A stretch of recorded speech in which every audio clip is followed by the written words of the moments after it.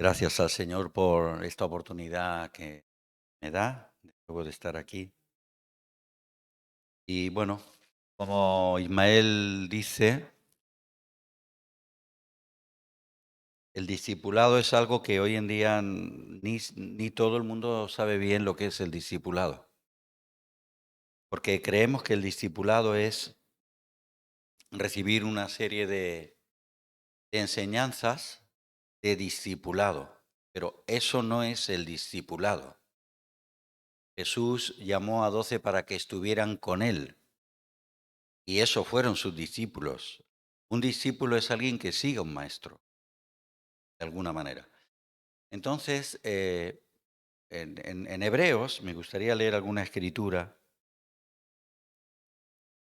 Estaba pidiéndole al Señor algo para compartir. Y en el capítulo 13 de Hebreos, el versículo 17, dice: obedeced a vuestros pastores y sujetaos a ellos, porque ellos velan por vuestras almas como quienes han de dar cuenta, para que lo hagan con alegría y no quejándose, porque esto no es provechoso. La verdad que eh, el discipulado tiene que ver más con el trabajo en el carácter. El apóstol Pablo enseña a Timoteo, a Tito, a Filemón continuamente, y ahí incluso hay momentos en los que dice: vuelvo a estar de parto. ¿Cómo se puede hacer esto? ¿Cómo se puede volver a estar de parto? Y es porque ha habido un distanciamiento en el cual se ha perdido la conexión y intenta recuperar el trabajo de Dios en la vida de estos creyentes, de estos hermanos, para el bien, porque el discipulado no es otra cosa que podamos conocer a Jesús más cerca, en persona, seguirlo, y a otras personas enseñarle lo que hemos aprendido. Entonces, él dice a Timoteo: sé ejemplo de conducta, de fe, de testimonio. Imitad a los que así se conducen. Claro que el enemigo tiene como una revelación, que no es revelación verdadera, y que intenta meter como una luz extraña, una revelación que no es la de Dios, para que nosotros no estemos en el orden de Dios.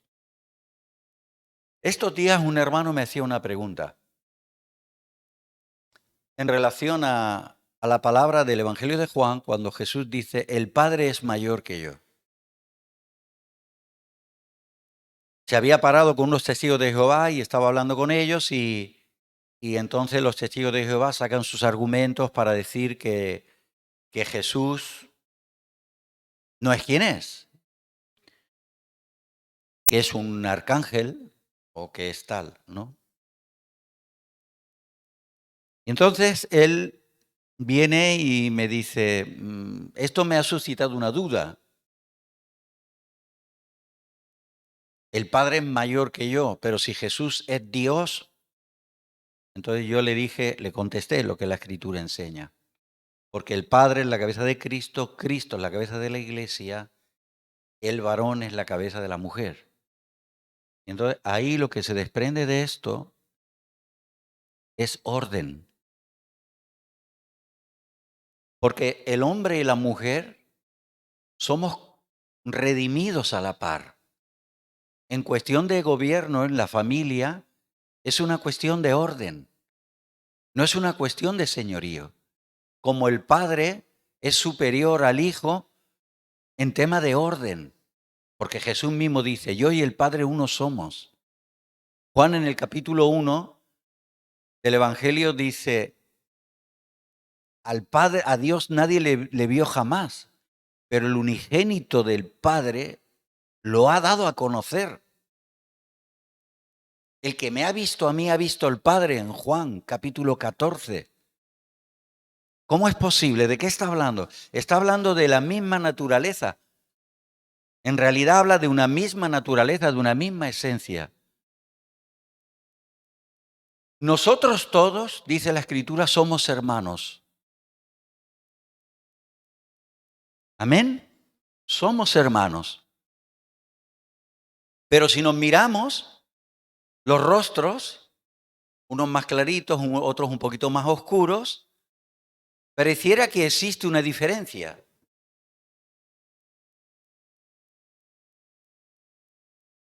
Pero en realidad solo existe una raza humana.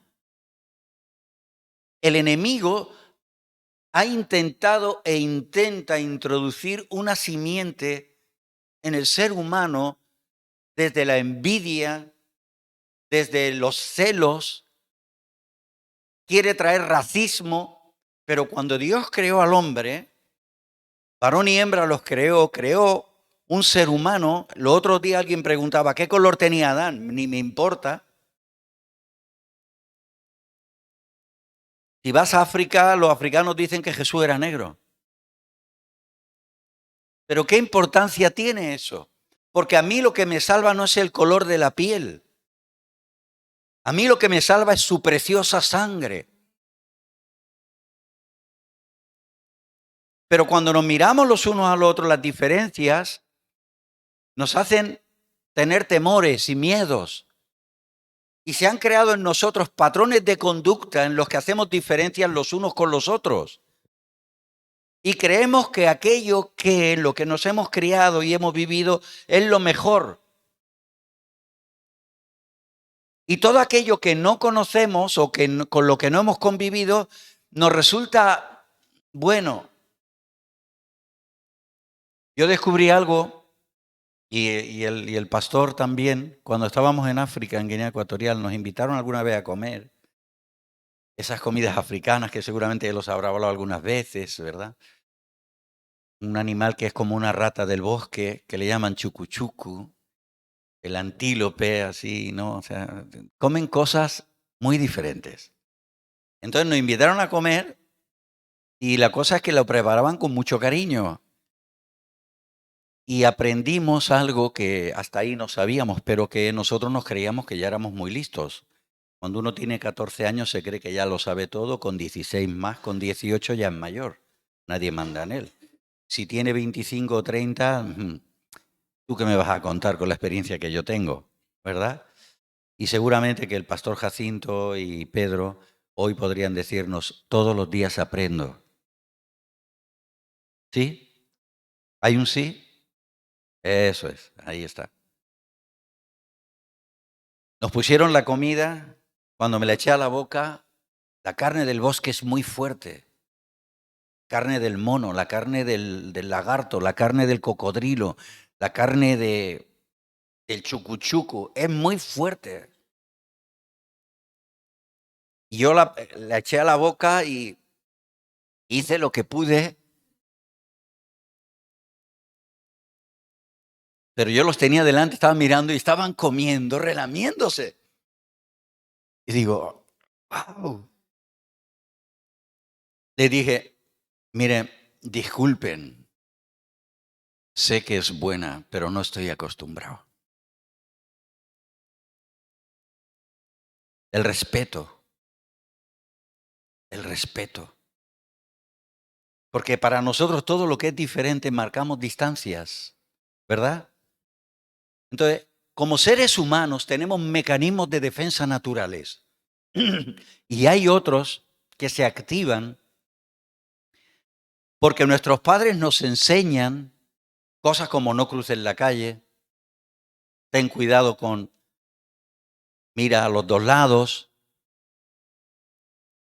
no discutas con la gente, son mecanismos de defensa para no entrar en problemas.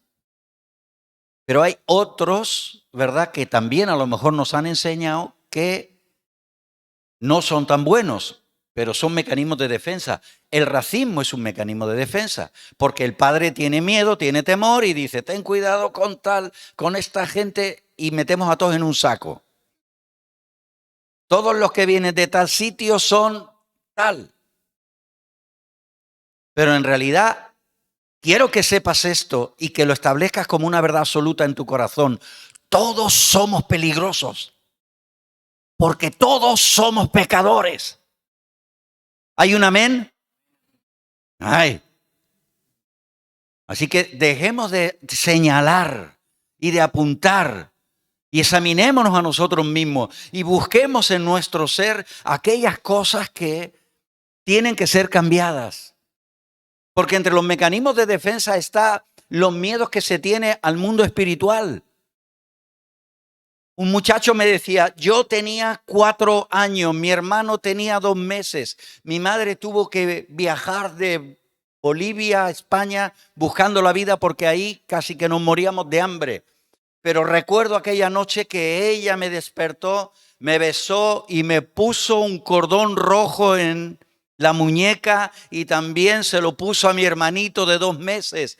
Y aquello era, para mí, el significado era para que no me olvidara de ella. Pero ella no lo estaba haciendo así, ella estaba invocando al poder de ese cordón para que le librara del mal de ojo.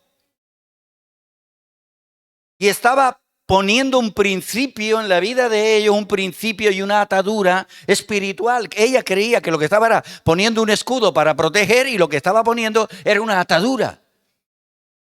Cuando entres, vas caminando y de repente se te cruza un gato por delante y ¡wow! Algo malo viene. ¿Saben? Déjenme que les diga.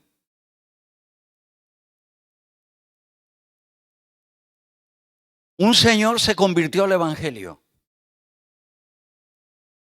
Este hombre había estado en Siberia porque fue llevado allí por los rusos y estuvo allí en un batallón de trabajadores, estuvo en un campo de concentración. Cuando vino se convirtió. Había sido muy marcado por esa situación que vivió. Y sus padres le habían enseñado muchas cosas. En medio de aquellas situaciones difíciles en las que uno vive en la distancia, yo sé que esto a muchos les va a sonar familiar, se acuerda de su padre, de su madre, de su casa, de sus seres queridos, intenta hacer que su soledad sea menos soledad. ¿Sí? Pensando en tu país, pensando en tu familia, pensando en tu niñez, quieres, dijéramos de alguna forma, espantar la soledad. Por algún momento buscas un alivio en los recuerdos gratos del calor familiar. Y había cosas que estaban grabadas en él y luego otras que se grabaron allí. Cuando vino y conoció el Evangelio, la salvación del Señor fue maravillosa, pero hubieron cosas que no se depuraron. Y entre ellas era esto, que cuando entrara o fuera caminando y se le cruzara un gato, tuviera cuidado. Así que ese hombre vivió hasta que se murió con la superstición del poder, que eso era una señal de advertencia que podía venirle algo terrible. Esto se lo transmitió a su hijo, a todos sus hijos. Se criaron en el Evangelio. El hijo llegó a ser un predicador, un hombre que enseñaba, un hombre que compartía la palabra. Otros hijos pastores, e incluso uno de ellos fue un hombre que se consagró tanto que fue un profeta de renombre hasta su muerte. Pero todos ellos tenían un patrón de conducta relacionado con una superstición. Ahora, el nieto de aquel hombre, un día se le cruza un gato y su mujer dice, ¿qué te pasa? Se puso blanco y empezó a sudar. Es que vamos a orar porque algo malo viene. ¿Hasta dónde los patrones de conducta nos pueden afectar? Las enseñanzas, los miedos, los temores. Pero Cristo ha venido para darnos libertad. Nuestro futuro, nuestro presente está en las manos de Dios. Nos hemos puesto en las manos del buen pastor que tiene vara y cayado. Y la vara y el cayado quiero que sepan que no son para castigar a las ovejas. La vara es para defender a las ovejas y el cayado es para atraerlas. Tu Dios, que se llama Jesús, te ama y te quiere guardar y te quiere proteger. Aunque andes en valle de sombra de muerte, no temas mal alguno, porque Él está contigo. Se cruce un gato o un león, no importa. Él es el león de la tribu de Judá. ¿Por qué no le das un aplauso a Él? Aleluya.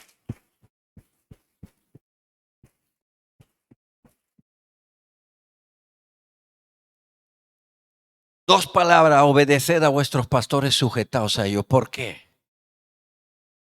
¿Quién ha inventado el pastorado? ¿Quién ha inventado esta palabra? ¿De dónde proviene esta palabra? No nos gusta. ¿Sabe que no nos gusta esa palabra? Pero ¿sabe por qué no nos gusta? Porque en nuestro ADN, en nuestra carne, hay algo que se llama rebeldía congénita. Todos nosotros somos rebeldes por naturaleza, porque hemos heredado la rebelión. La primera contaminación que hizo el diablo la hizo en el cielo. En la escritura dice, en Ezequiel y en Isaías, hace una declaración, dos declaraciones que tienen que ver con el pecado del enemigo. Y en una de ellas dice que él decía: subiré a lo alto, al monte, junto a las estrellas, me haré el trono y seré semejante al Altísimo. Esa fue su ambición y su soberbia. ¿Cómo caíste del cielo, oh lucero? Luzbel, ¿cómo caíste? La soberbia le pudo, el envanecimiento le pudo, una ambición desmedida le pudo. Todos queremos crecer, pero déjeme que le diga, en Dios no se crece así, en Dios se crece hacia abajo. El que se humilla, Dios lo exalta. El que se humilla, Dios lo exalta. Ese es el crecimiento que Dios da. Nosotros queremos crecer de otra manera, es abriéndonos paso, recomendándonos, promocionándonos. Muchas veces yo veo a gente que se promociona y que se intenta recomendar, pero en Dios es diferente. En Dios es tan distinto, es tan diferente. Porque cuando crecemos hacia abajo, ¿sabe lo que ocurre con nosotros? Nos ocurre como a la palmera. Nuestras raíces son más largas y más profundas. Lo que se hace evidente son las ramas. Las ramas. Pero lo que te da seguridad es la raíz, el fundamento. Por eso es tan importante. ¿Por qué le gusta a Dios tanto la humildad? ¡Wow! Aprended de mí, dice Jesús, que soy... Mira que está a tu lado, dale una sonrisa. Dile para abajo. Dile para abajo. Aprended de mí. Solo una vez dice aprended el maestro. Solo una vez. Y es ahí. Solo una vez. ¿Y qué lección nos da? La de la humildad. Porque Dios da gracia a los y resiste a los. ¡Wow! Pero nosotros hemos recibido esa semilla igual como los ángeles que fueron contaminados. ¿Por qué tantos demonios se fueron? Que ahora son demonios que eran ángeles en su momento, ángeles caídos, se fueron con el diablo. ¿Por qué? Porque les dio una palabra que tenía que ver con una exaltación, con algo que no es la verdad de Dios. ¿Sabéis? El lugar más alto en el cielo, ¿quién lo tiene? ¿Alguien puede hablar? ¿Pueden hablar? ¿Quién tiene el lugar más alto en el cielo?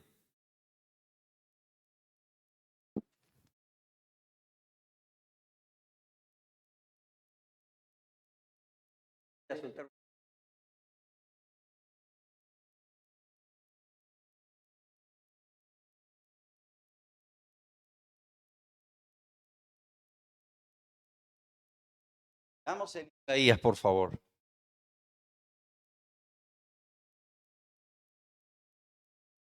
Capítulo 6.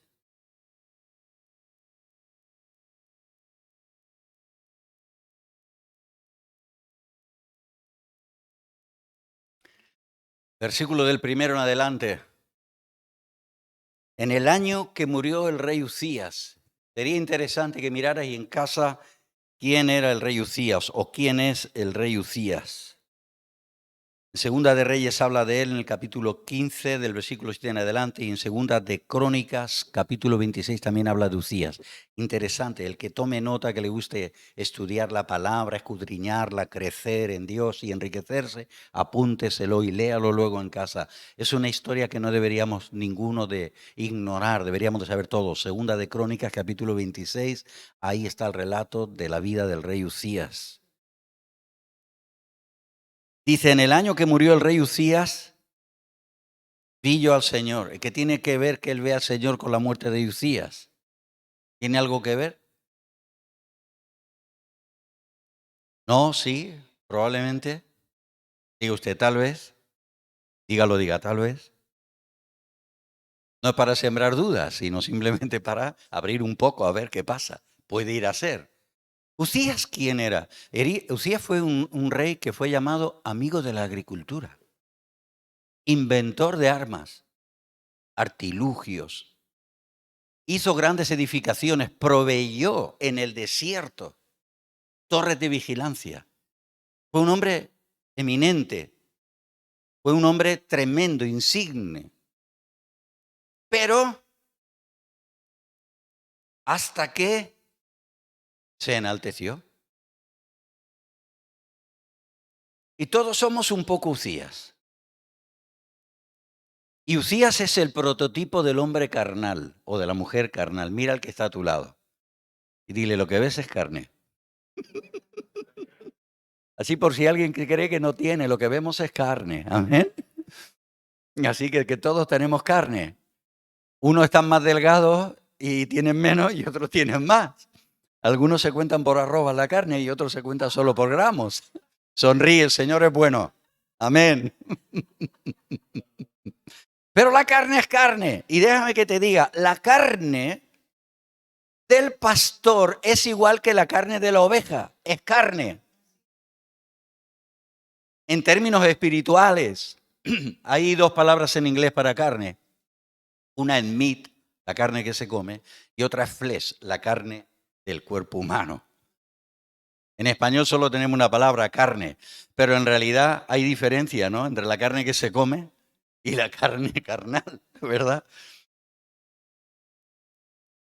El hombre carnal, que todos somos un poco, si no muere, el espiritual no puede ver la gloria de Dios. Isaías es prototipo del hombre de Dios que tiene la visión, es el profeta de Dios. Es más, el libro de Isaías tiene 66 capítulos. De alguna manera es como el prototipo de la perfección de la palabra de Dios, el hombre perfecto. Pablo habla y dice, los que somos perfectos. ¿Se puede ser perfecto? Él dice, los que somos perfectos.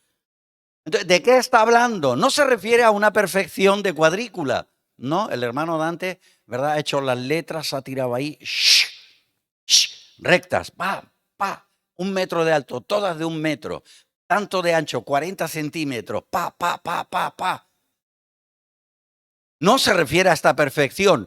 La palabra que se traduce perfecto ahí es la palabra maduro, porque nosotros no podemos ser así. Una cuadrícula, no podemos ser una cuadrícula. La ley intentaba hacer una cuadrícula, pero la palabra de Dios nos enseña algo bien distinto, que viene la gracia y hace algo, nos salva. La ley no podía salvar a nadie. Diga usted, la cuadrícula nos salva. Ok, lo que salva es la gracia. Entonces, cuando habla de madurez, está hablando de gente que tiene comprensión, que se adapta, que se encoge, que se estira. Mi corazón se ha ensanchado a vosotros, dice el apóstol Pablo. Habla de un engrandecimiento del hombre interior. Pero cuando estuve entre vosotros, no fui con una fórmula humana para que veáis al hombre, con palabras de humana sabiduría, sino fui con demostración del poder de Dios, de algo que no viene de mí, para que la gloria sea de Cristo. Dele usted un aplauso al Señor. Amén. El diseño de Dios, este hermoso diseño de Dios, tiene que ver con hacer de nosotros gente moldeable. Romanos capítulo 12 dice, renovaos, como dejaros moldear. Dice el profeta Jeremías, dice, y me llevó el Señor, dice, ve a la casa del alfarero. ¿Para qué? Para que veas cómo se moldea. Cómo se moldea. Así que a veces debemos de bajar las defensas. Amén. ¿Te puedes relajar un poco? Hacer así, un poquito, relajarnos un poco. Nadie te va a quitar la cartera. Sonríe, el Señor es bueno. Amén. Porque cuando estamos escuchando, relajados, entregados, rendidos, es cuando el Señor trabaja en nosotros. Y una mujer vino por detrás con un frasco de alabastro, lo quebró, se puso de rodillas a sus pies, derramó sus lágrimas, un frasco de mucho precio. Y dice Jesús, donde se predique este evangelio siempre se hablará de esta mujer. A lo mejor ni te acuerdas de dónde ocurrió esto. Pero de ella sí.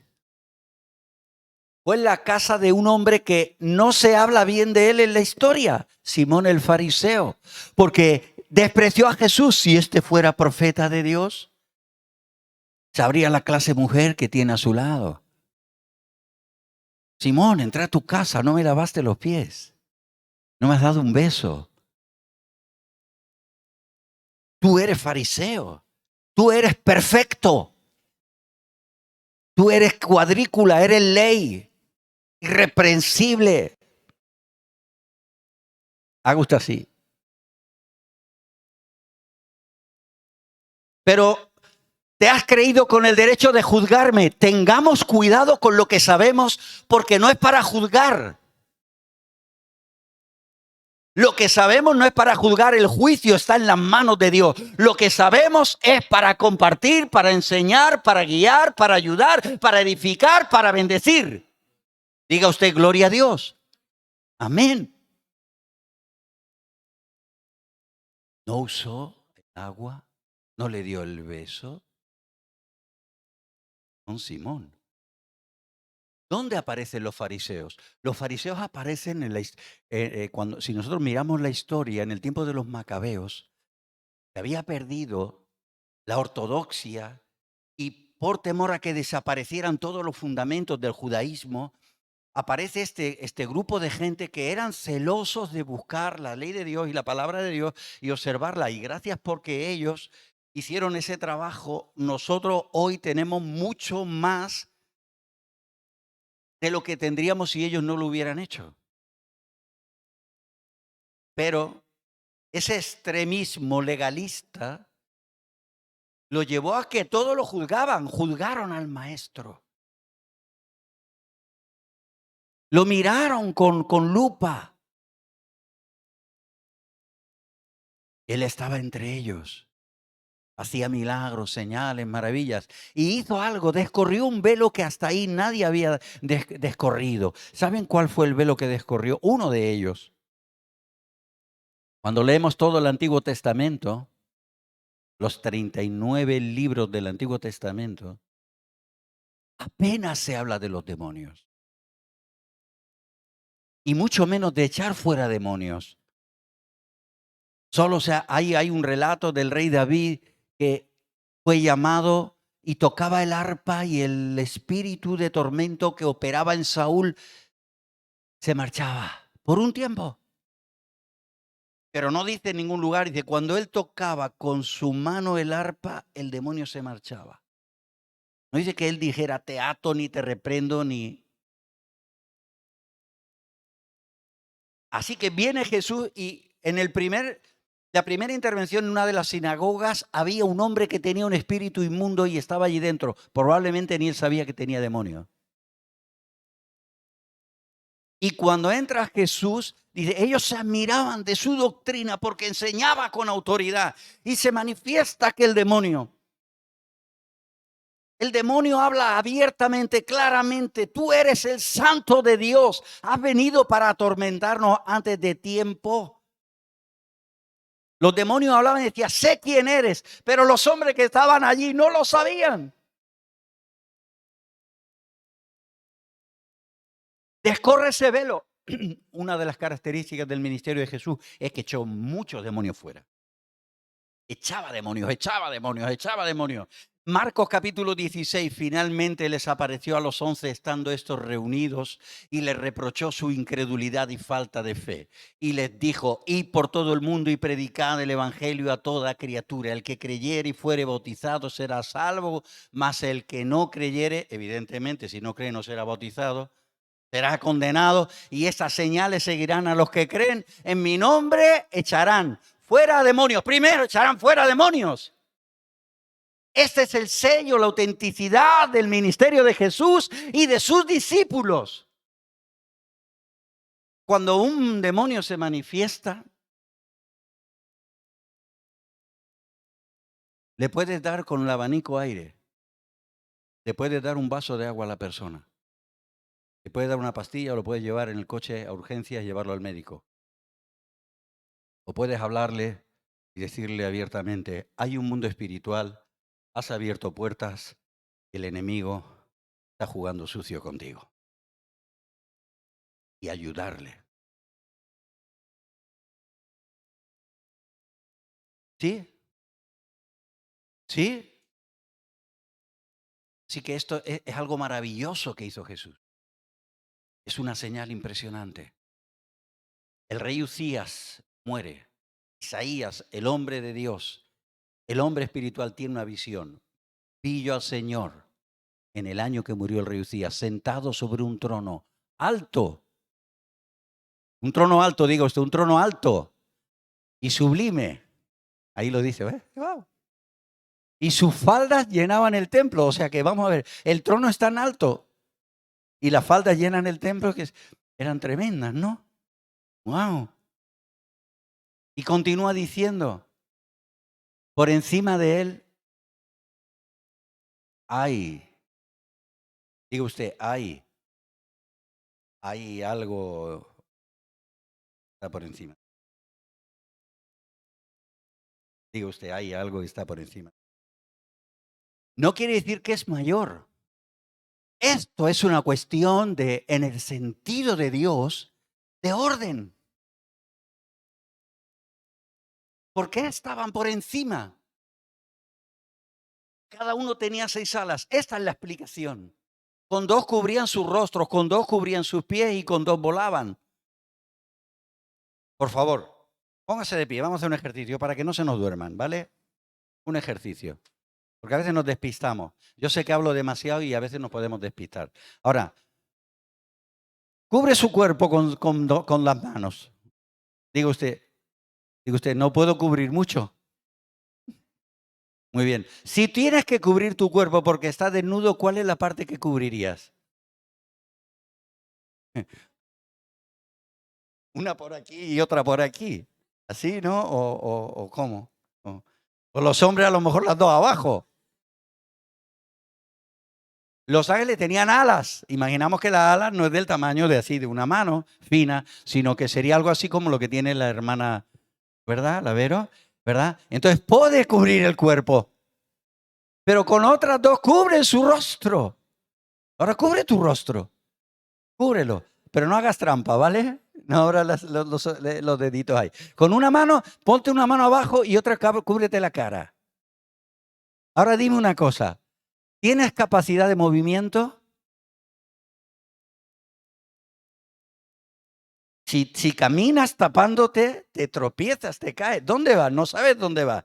Ahora quiero que sepa usted esto. Levante su mano derecha y diga, yo sé que Dios tiene el control en el cielo.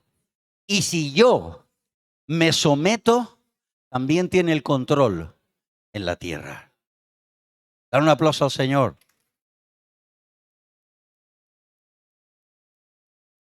Los serafines seguramente no sabían dónde estaban, porque el que los puso delante, arriba, fue el mismo Dios.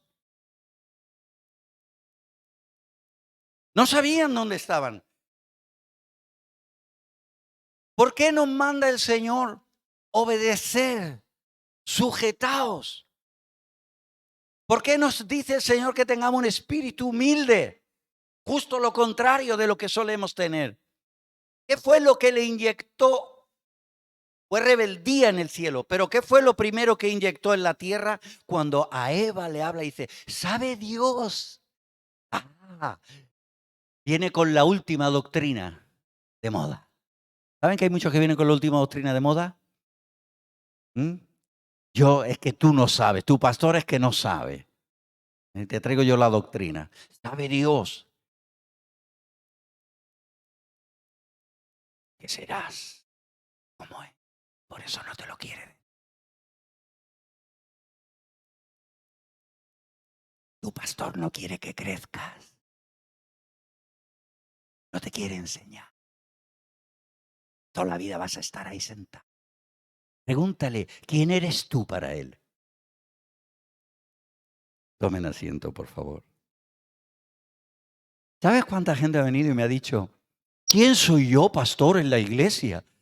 Yo le dije, el mismo que yo. Pero tú eres el pastor, digo, porque tú me dices pastor. Pero no te digo yo cuando tú me saludas, hola pastor, yo te digo, hola oveja. ¿Y a ti no te gusta que te salude así? A mí tampoco me gusta que me digas pastor. No me llames por mi oficio, tengo un nombre. Me llamo Silvestre. Diga usted sí. Eh, el hombre de las bicicletas. El mecánico, el mecánico. Hola mecánico. Venga, hombre, por favor, tengo nombre. Fran. El barbero. Te llama Ismael, hombre. ¿Sí? ¿Quién soy yo? ¿Cómo que quién eres? No, mejor dime qué es lo que quieres ser.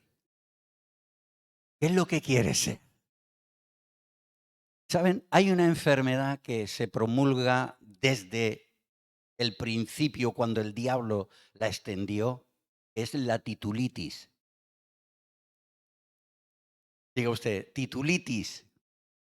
Y se la quiso meter a Eva en el Edén, titulitis. Y a día de hoy sigue metiendo la titulitis. Pero es lo mismo que la otitis y la faringitis. Es una infección, pero en otro lugar. ¿Sí? Sonríe, Señor, es bueno.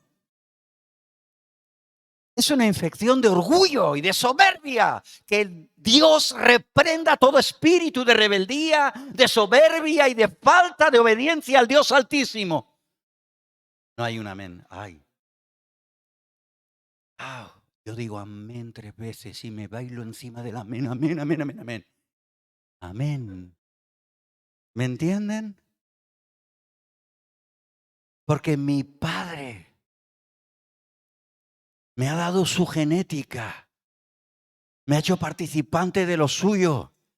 Y no quiero nada que traigo heredado del otro, porque hasta hace poco era hijo del otro. ¿Sabe por qué no me preocupo de ir buscando si la gente que anda en el mundo tiene demonios? Le voy a dar una respuesta gratis. Porque no necesitan tenerlos. Son hijos del diablo, aunque no me guste.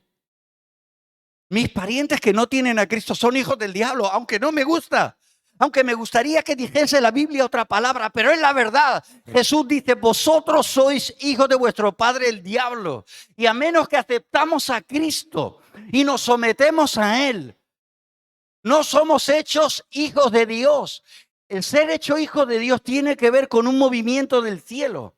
Cuando nosotros responsablemente nos sometemos a Él, que es soberano. Él quiere salvarme, pero yo tengo una responsabilidad y es que tengo que tomar una decisión. A lo suyo vino, los suyos no le recibieron, más a cuántos le recibieron, A los que le recibieron, les dio el poder, les dio el poder, les dio el poder. Es un movimiento del cielo de ser hechos hijos de Dios. Y los que no, no lo son. Tristemente. Mira al que está a tu lado y ponle una cara así de tristeza. Tristemente, tristemente. Es la verdad, tristemente. Pero yo quiero mucho a mi hermano. Mi hermano mayor yo lo quiero un montón. Y el otro que va después también. Y mi hermana mayor también. A mi tía y a mi tío y a mis primos. Los quiero mucho, pero tristemente se someten a Dios y Él los hace hijos suyos o no son hijos suyos, no son hijos de Dios. Así que no me preocupa si tienen 100 o 500 o 20 o 30 o 10 o uno o dos demonios. Así que no me la paso por ahí corrigiéndole y diciéndole, déjate de beber.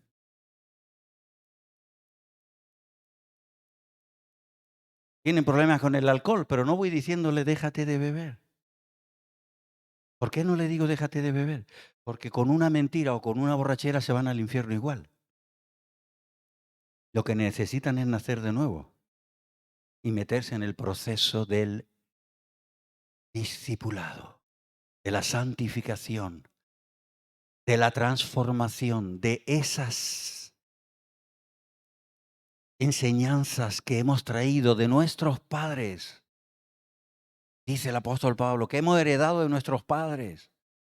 Esa vana manera de vivir heredada de nuestros padres. No estamos hablando que no nos amaron o que no nos aman. Nos han amado y nos aman, pero no han sabido porque no han tenido la luz. Hay una palabra encantadora, me encanta esa palabra, ¿verdad? Está en el Evangelio de Lucas, capítulo 24, cuando están en el camino de Emaús. Si lo vemos juntos,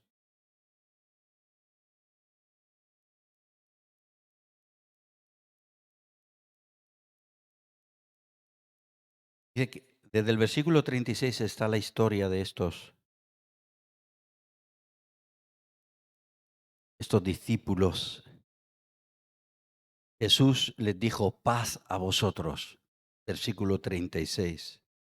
En el 38 les pregunta, ¿por qué estáis turbados y vienen a vuestro corazón estos pensamientos?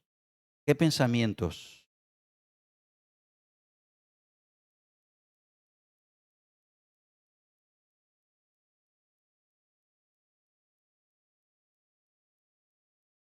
En el camino de Maús tiene un encuentro con los discípulos, con dos discípulos,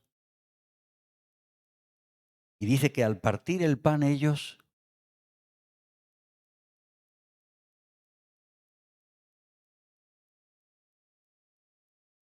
versículo 30 dice, y aconteció que estando sentado con ellos a la mesa, tomó el pan y lo bendijo y lo partió y les dio. Entonces le fueron abiertos los ojos y le reconocieron. Pero cuando aparece a los discípulos, en el versículo 45, dice, entonces les abrió el entendimiento para que comprendiesen las escrituras. Les abrió el entendimiento, les abrió los ojos. Y yo me pregunté muchas veces, porque la verdad,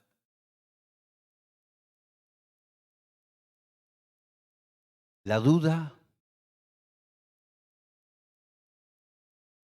en Dios no es buena. La duda roba la bendición.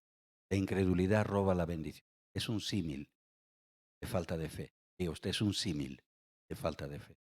Pero el hacernos preguntas es bueno. Porque cuando nos hacemos preguntas, buscamos respuestas. Pero tenemos que tener la actitud correcta. Digo usted, la actitud correcta. Entonces, yo me hacía muchas veces preguntas, pastores, ¿por qué pastores? ¿Por qué tienen que haber pastores? Pero no es solo pastores, hay más. Y ahora vamos a Efesios capítulo 4.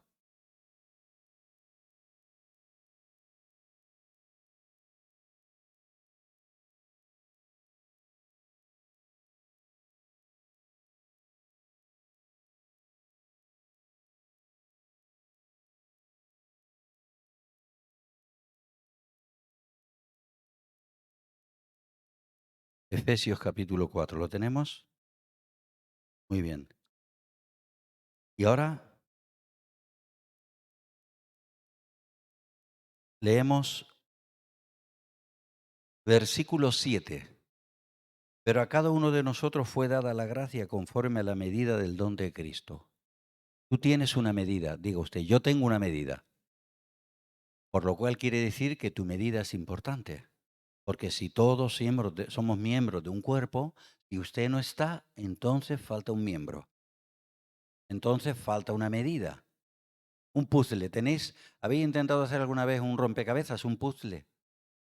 Si faltan 4 piezas, está incompleto. ¿Por qué la paciencia de Dios? Hasta que se complete el número salvos. Interesante, tengamos paciencia. ¿Ven? Así que estamos ahí, versículo 7, y dice, cada uno de nosotros, a cada uno, o sea, a todos, nos fue dada la gracia conforme a la medida del don de Cristo, por lo cual dice, subiendo a lo alto llevó cautiva la cautividad y dio dones a los hombres. Haga usted así. ¿Y esto qué? ¿Qué tiene esto que ver? ¿Usted lo entiende? ¿Sí? Yo durante mucho tiempo no lo entendí. Hasta que un día estaba orando y me doy cuenta de que tiene que ver con la liberación. Llevó cautiva la cautividad y dio dones a los hombres. Que la cautividad, diga usted, es una cárcel, es una cárcel, es una prisión. Una cautividad es un estado en el que la movilidad está limitada, diga usted, la movilidad limitada, cautividad. Está hablando de alguna medida estás atado. Estás cautivo, diga usted, un cautivo es alguien que está atado, es alguien que está limitado, ¿sí?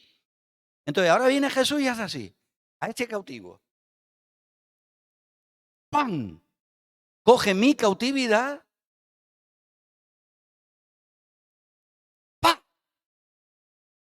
Y entonces va y coge un don.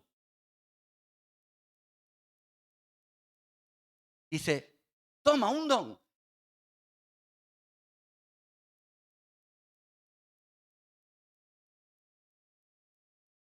Pero ahora le da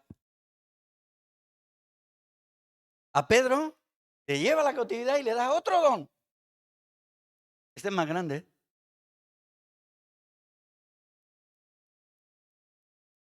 ¿Vamos captando ahora la cosa? Si no hay libertad, no hay don. Hay una medida. ¿Sí? ¿Hay una medida? ¿Todos somos iguales? En cuanto a la salvación, sí, pero en cuanto al don de Dios, no.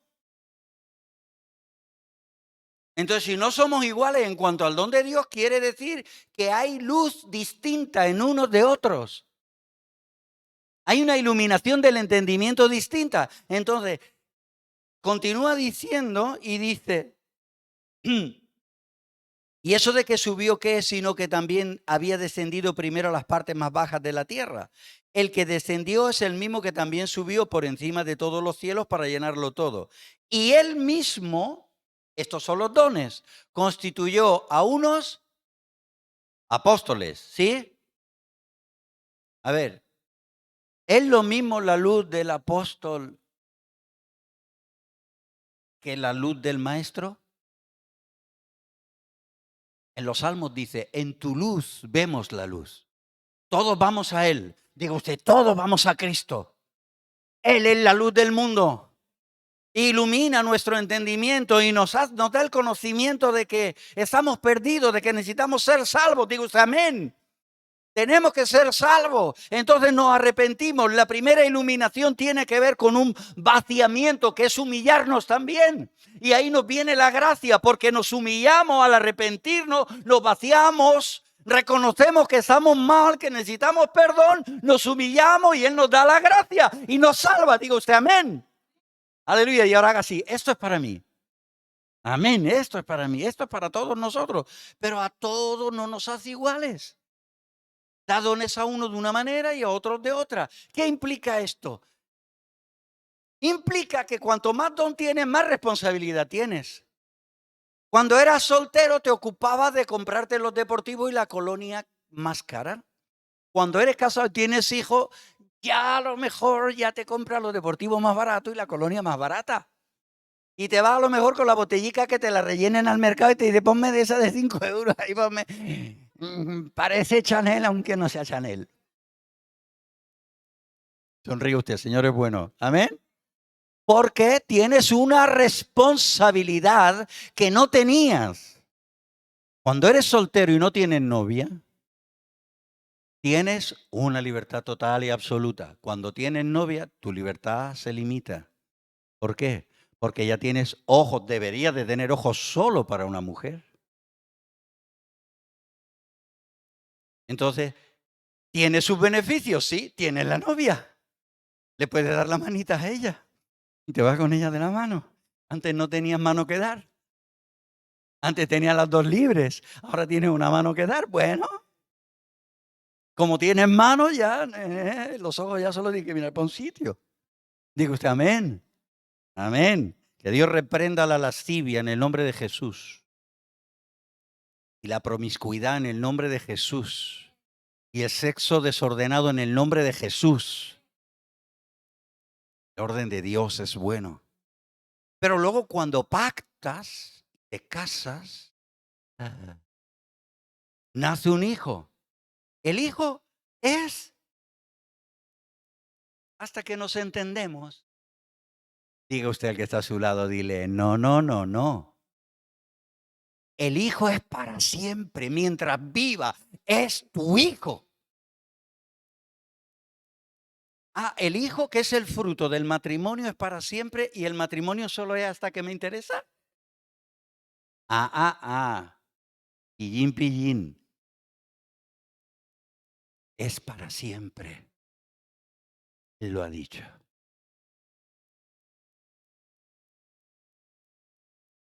Así que los dones, las adquisiciones de Dios, aquellos regalos que Dios nos da, tienen una parte de satisfacción personal. Diga usted, es una satisfacción personal, pero es una responsabilidad grande. Porque ahora yo veo que a unos ha constituido apóstoles, a otros profetas, a otros evangelistas y a otros pastores y maestros. Yo me di cuenta en el siguiente versículo que no es para ellos.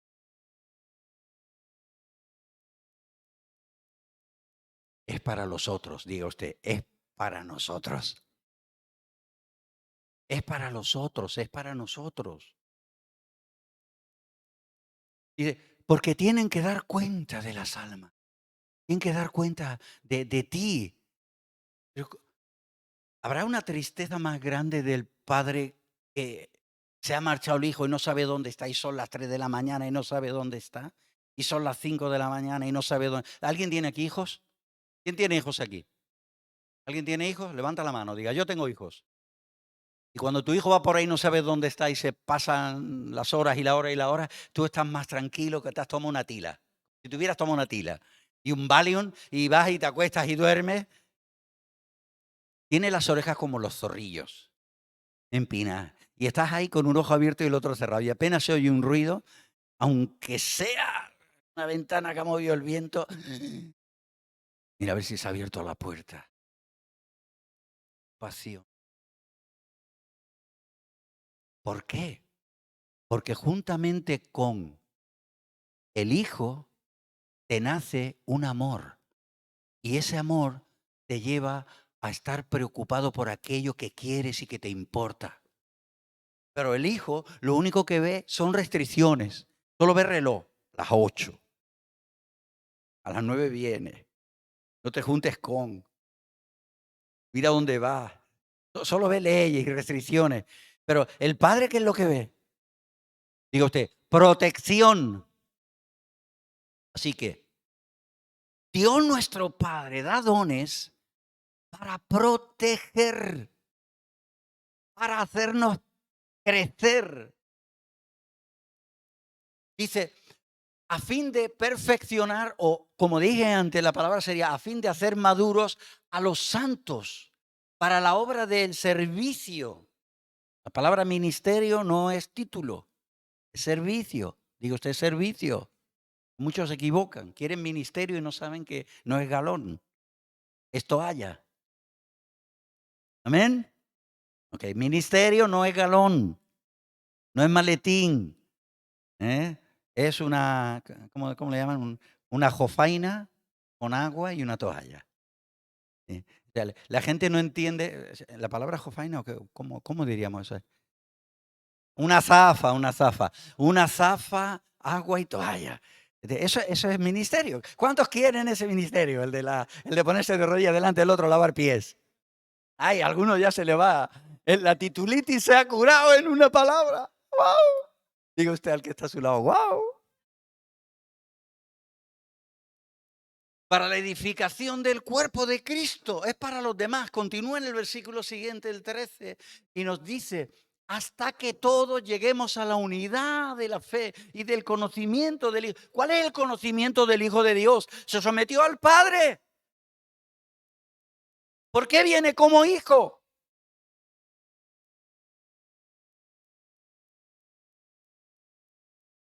No tuvo el ser Dios como algo a que aferrarse, sino que se despojó y tomó un cuerpo de hombre, un cuerpo de servicio, viene y se humilla para servirnos, para enseñarnos la excelencia de la humildad. Dice, y llegamos ahí a un varón maduro, perfecto, a la medida de la estatura de la plenitud de Cristo. ¿Qué era lo que hacía Cristo? Bueno, mire, si fuese perfección según la ley, cuando vino la mujer de Juan capítulo 8, se la traen sorprendida en acto de adulterio, si fuese así, en la primera piedra la habría tirado él. Pero él se cayó. Y los otros gritaban, ley, ley, ley. Y él callado. Y ley, ley, ley. La ley dice que a tales mujeres, ¿sí? ¿Lo dice así? Hay que apedrearla. Entonces, Jesús se inclina, escribe con el dedo en tierra.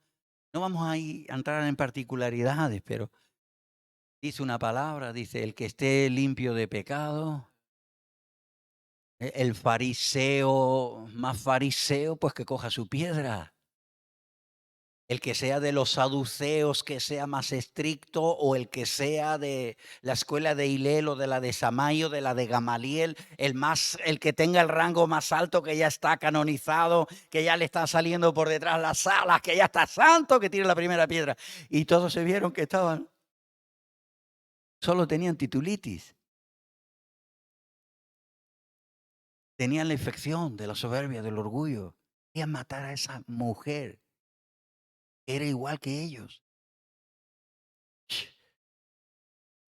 ¿Cuál fue el pecado que les convenció a ellos?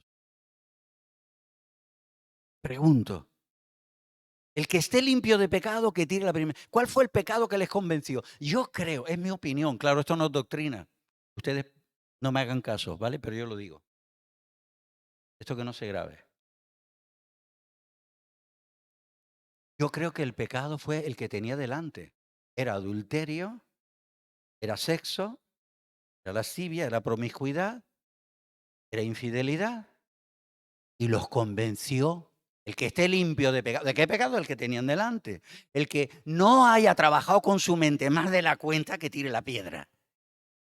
Y les trajo a la luz todos los episodios en los que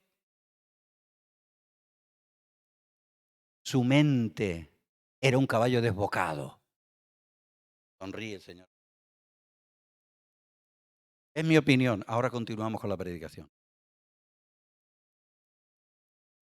¿Qué dijo Jesús cuando levanta la cabeza? ¿Dónde están los que te acusan? ¿Dónde están los que te acusan? No están. Todos han marchado.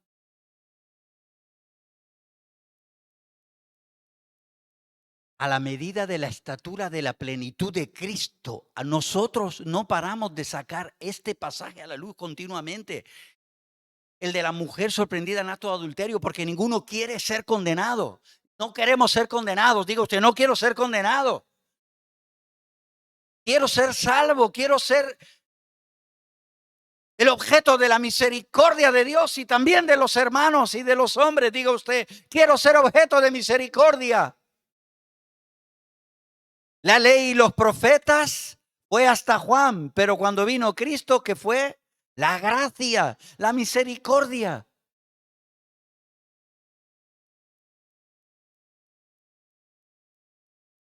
Entonces le dice, ahí está. Sabe hablar. ¿Cuál fue la palabra que dijo Jesús a esa mujer?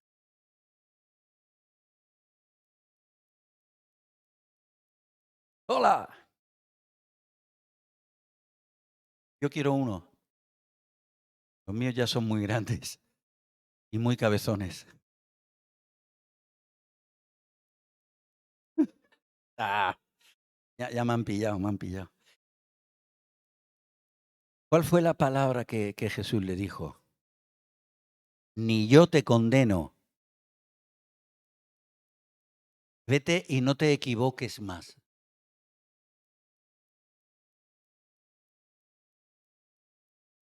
No justificó el pecado de ella. Perdonó. No lo justificó. La perdonó. Y le llamó por su nombre. No es pecado. Amén. Así que esa es la plenitud, es misericordia. Es un comportamiento en el que nos miramos los unos a los otros y no nos juzgamos ni por la estatura, ni por el color de la piel, ni por aquello, ni por lo otro. Lo que hacemos es que decimos, ven a la luz del Señor, ven a la luz del Señor. Y reconocemos que Él ha dejado esto dispuesto. El siguiente versículo, el 14, dice, para que ya no seamos niños fluctuantes llevados por doquiera de todo viento de doctrina, por estratagema de hombre, que para engañar emplean con astucia las artimañas del error. Y cuando mete la astucia, está metiendo un principio de los demonios.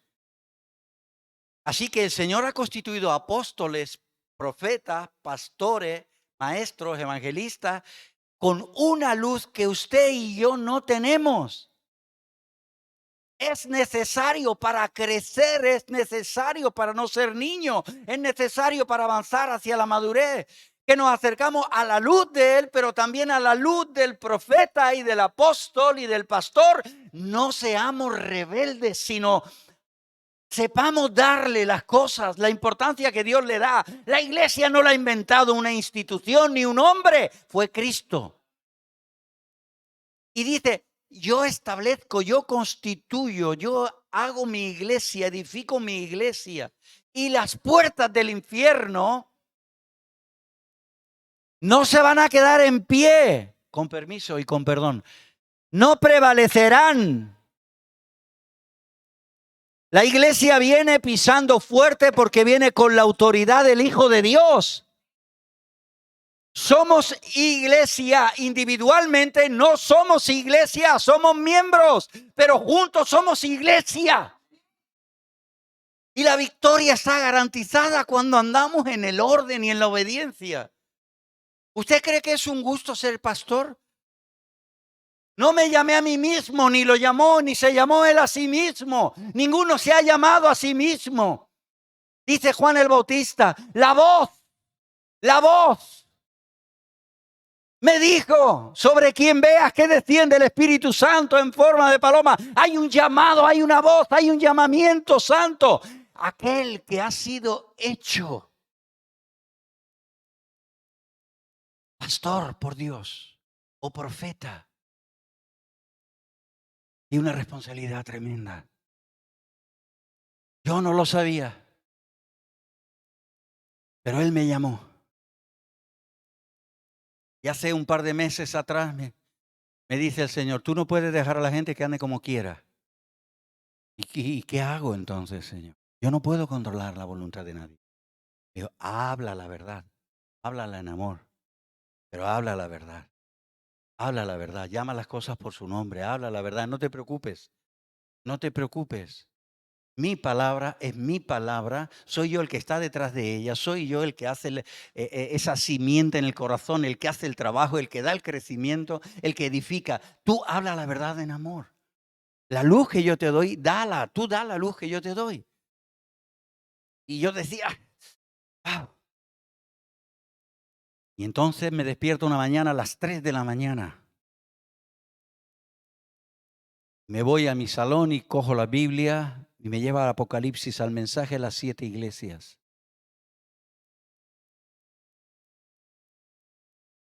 Pero no es el mensaje a las 7 iglesias. Ese título no está escrito así de esa manera, tan como a nosotros nos parece que está. Creo que tiene algún matiz que otro. Apocalipsis. Vamos a mirar ahí un poquito solo y ya estamos concluyendo.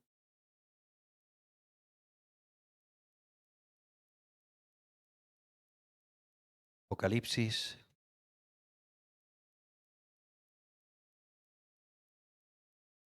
Aleluya.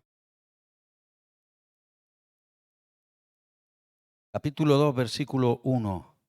¿Lo tienen? Escribe al ángel de la iglesia. Capítulo 8, capítulo 2, versículo 8. Escribe al ángel de la iglesia. El mismo capítulo, versículo 12. Escribe al ángel de la iglesia. Seguimos adelante. Versículo 18. Escribe al ángel de la iglesia. Para abreviar un poco, en el versículo 19 le dice al ángel de la iglesia: yo conozco tus obras y amor y fe y servicio y tu paciencia, y que tus obras postreras son más que las primeras. Pero tengo unas pocas cosas contra ti, que toleras que esa mujer, ¿a quién se lo dice? A Pedro, a Jacinto. ¿Cuántos quieren ser pastores? A Ismael, a un servidor. Yo te conozco que tú lo haces, estás obrando, estás tal, pero estás tolerando esto. Es una responsabilidad. Entonces, ahora sí acabamos la predicación. Vamos a Hebreos capítulo 13, donde estábamos al principio.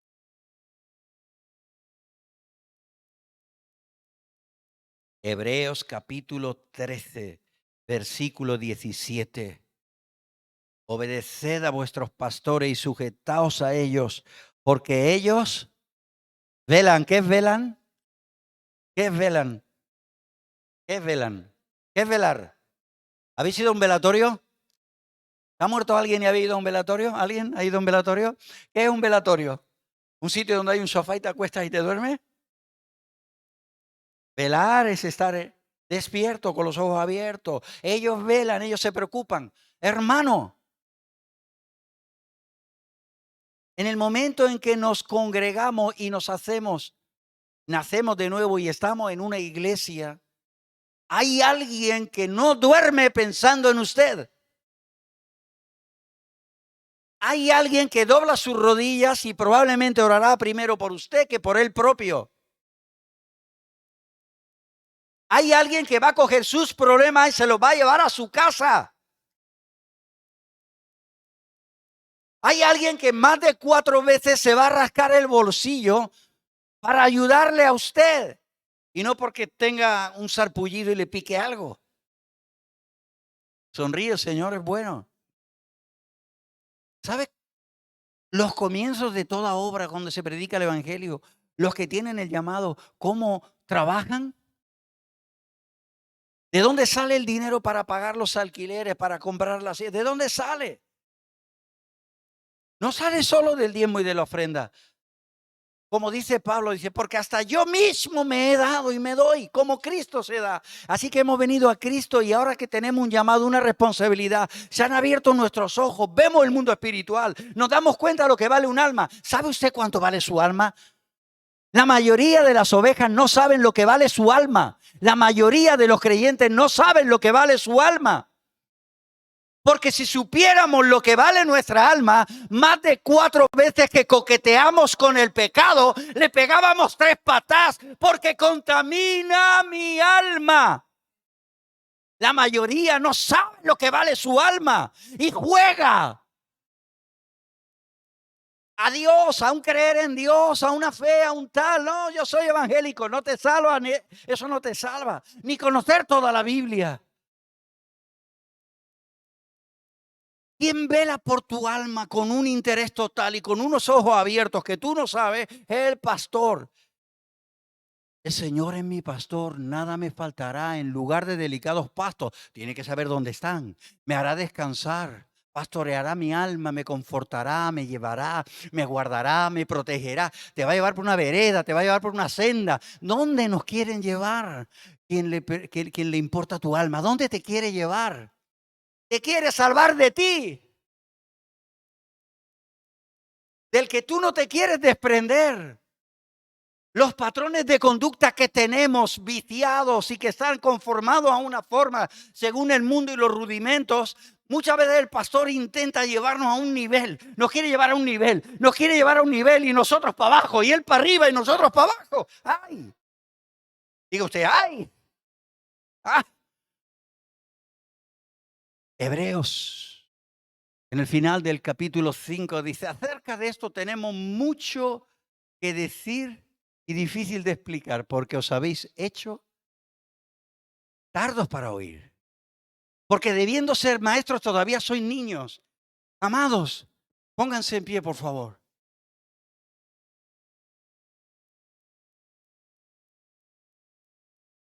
El Señor de la iglesia se llama Jesús. Levanta tu mano.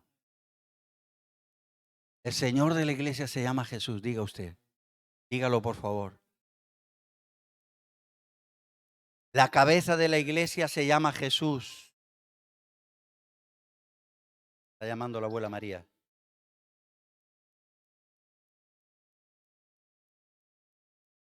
El pastor de la iglesia se llama Jesús.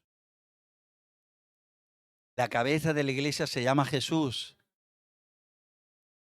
Pero todos no tenemos los mismos dones. Y necesitamos pastores, profetas y apóstoles.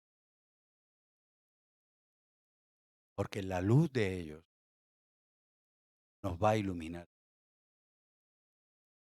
En la luz de Él vemos la luz, pero en la luz que le ha dado a los dones, vemos más. La iglesia no es el fruto de un imperio. La iglesia es el fruto de un rey que quiere establecer un rey. Por eso es tan importante reunirnos. No te engañe el diablo. Dios está en todas partes, claro que está. Pero cuando estás solo no eres.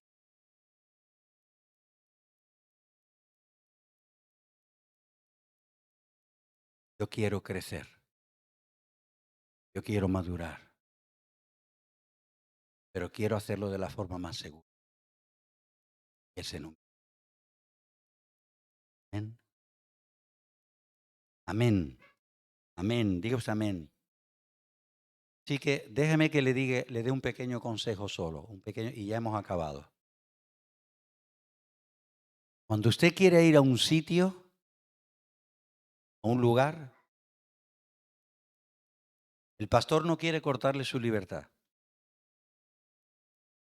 Pero muchas veces, en vez de preguntar, informamos. Cuando informamos, no le damos la opción de ayudarnos. ¿Usted entiende eso? Me gustaría visitar tal lugar, o me gustaría ir tal, un congreso tal, o me gustaría, o pastor, me voy a ir a Francia. Antes de tomar la decisión, pregúntale al que vela por tu alma. Dile, mire, pastor, estoy pensando esto, ¿usted qué opina? ¿Puede orar conmigo, ayudarme en oración? Porque ¿sabe usted lo que quiere? Mire usted, ahí lo dice, es para perfección. Es para bendición, es para ayudar, amén. No te sientas de verdad coartado, ni te sientas que estás cautivo, que estás preso. Siéntete que estás en las manos del Dios vivo, en lo que Él ha establecido. Amén. Muy rara vez, con esto concluyo, alguien ha venido a preguntarme si puede ir a un sitio y le he dicho que no. Muy, muy, muy rara vez. Tiene que haber sido algo muy extremo. Normalmente nunca le decimos no, como a nuestros hijos. Vale, ve, pero ten cuidado. María esta mañana dice, Silver, ten cuidado en el viaje. Ve bien y vuelve mejor. ¿Verdad? Ten cuidado. Hermano, pastor, ora por mí, estoy pensando hacer esto. Está bien, hermano, pero tenga usted cuidado, sea prudente. Y él lo sabe. Y entonces cuando se va a su casa a dormir, sabe que el hermano del Esforo, por decirle un nombre, o Benito, él sabe dónde está y el pastor se acuesta y en relación a él duerme. Digo usted amén. Querido Padre Celestial, oramos al Señor, por favor. En esta mañana te queremos agradecer por tu palabra, por la luz que trae tu palabra. Y te pedimos que nos ayudes, Señor. Sabemos que esto de sujetarnos y obedecer es algo que no nos gusta. Al menos a nuestra carne no nos gusta, Señor. Pero queremos saber, Dios, tu voluntad. Queremos caminar en tu voluntad. Y queremos, Señor, que nos ayudes, Señor, a ser como tú nos enseñas. Queremos ser obedientes. Repita conmigo, quiero ser obediente. Renuncio a la rebeldía en el nombre de Jesús. Que Dios te bendiga. Amén. Pastor.